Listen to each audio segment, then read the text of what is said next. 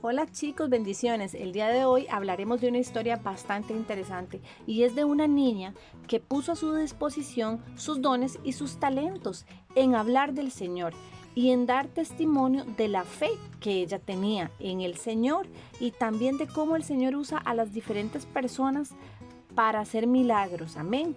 Y esta historia la vamos a encontrar en la Biblia, en el libro de Segunda de Reyes, en el capítulo 5, del versículo 1 al 19.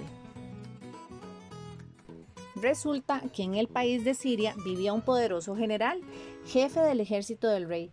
La Biblia nos cuenta que era un gran hombre, que era además muy valiente y que sobre todo el rey lo quería muchísimo, pero que estaba muy triste porque tenía una enfermedad que se llamaba lepra. Y esto era que todo su cuerpo estaba cubierto de unas feas escamas blancas y rojizas. Este general se llamaba Naamán y él había ido a Israel a hacer guerra y de allí trajo cautiva a una niñita. En la Biblia no menciona el nombre de esa niñita, pero suponemos que la niña era buena y muy cariñosa. Ella estaba lejos de su casa, de su familia, en un país quizás donde tenían costumbres diferentes. El general la había traído cautiva y allí hablaban otro idioma y tenían otra clase de comida. Lo peor era que servían a otros dioses. Ellos no creían en Jesús, en el Dios vivo que tú y yo conocemos, en el Dios verdadero. La Biblia nos cuenta que esta niñita le servía a la esposa de Naam y una vez ella le dijo: Señora, si rogase mi señor al profeta que está en Samaria, él lo sanaría de su lepra. La patrona de la niña le contó esto a Naamán acerca del profeta Eliseo y Naamán se lo contó al rey. Al oír acerca del profeta, el rey dijo: tienes que ir a Israel.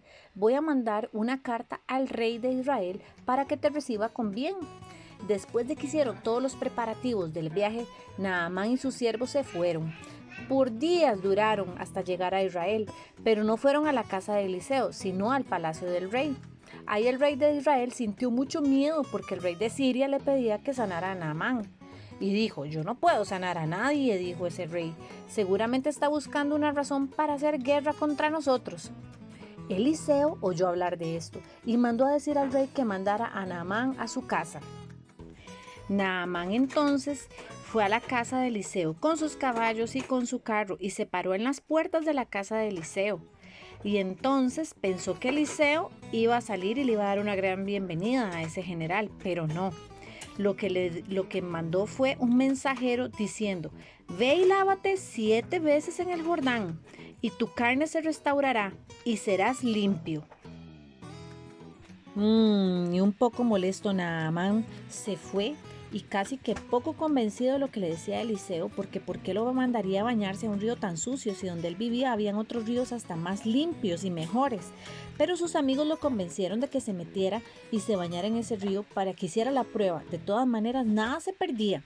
Y pasaron 1, 2, 3 veces se sumergió, 4, 5, 6, se sumergió y nada pasó, pero a la 7ª vez Naamán salió limpio, completamente sano, no tenía nada en su cuerpo, fue limpio, Dios lo sanó.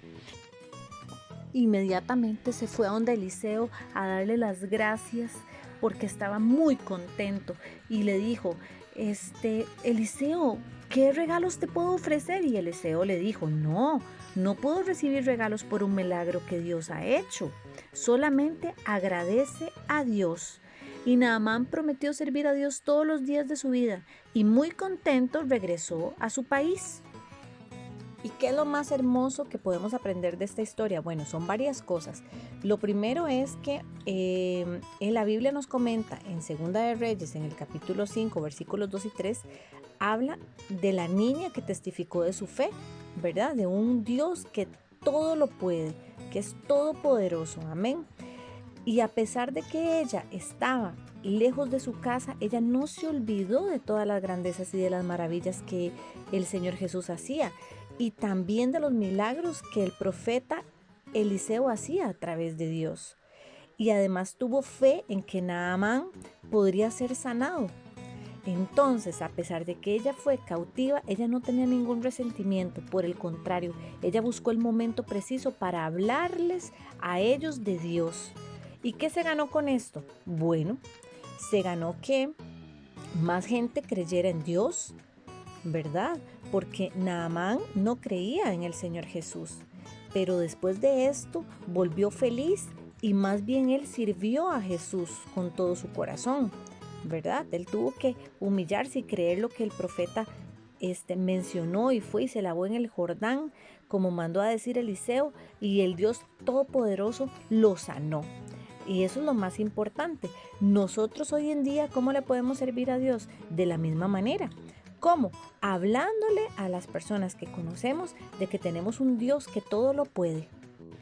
Y es que de eso se trata, que nosotros tenemos que estar en cualquier momento siempre dispuestos a ser usados por Dios y poner a nuestro servicio los dones y los talentos, no solamente al servicio del Señor Jesús, sino que también al servicio de los demás, como lo hizo esta jovencita.